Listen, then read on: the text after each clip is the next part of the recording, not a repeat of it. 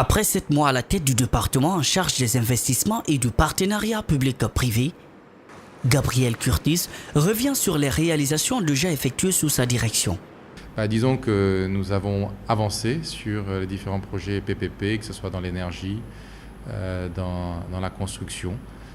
Nous travaillons aussi sur un projet potentiel dans l'agriculture d'envergure.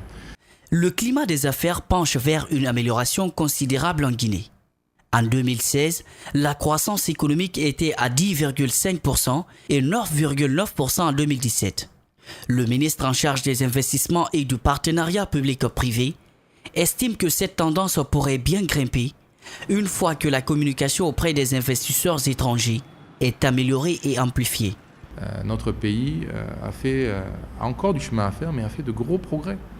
Et notamment d'un point de vue économique, nous avons une belle histoire à dire. Donc il est important de mieux communiquer sur le pays, rassurer sur les perspectives et présenter encore les nombreuses opportunités qu'offre ce pays. Au cours de l'année 2019, plusieurs projets sont annoncés, notamment le renforcement des liens entre le ministère et les partenaires publics-privés, l'accompagnement des jeunes entreprises qui ont de grands potentiels, afin de les mettre au profit de la croissance économique.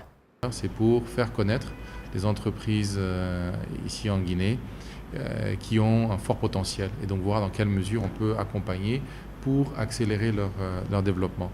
Et ce que nous souhaitons, c'est non seulement des PPP, des grands PPP, donc structurants, mais aussi des PPP à plus petite échelle au niveau de nos régions et de nos différentes localités. À cela, plusieurs réformes viendront s'ajouter dans les perspectives du département.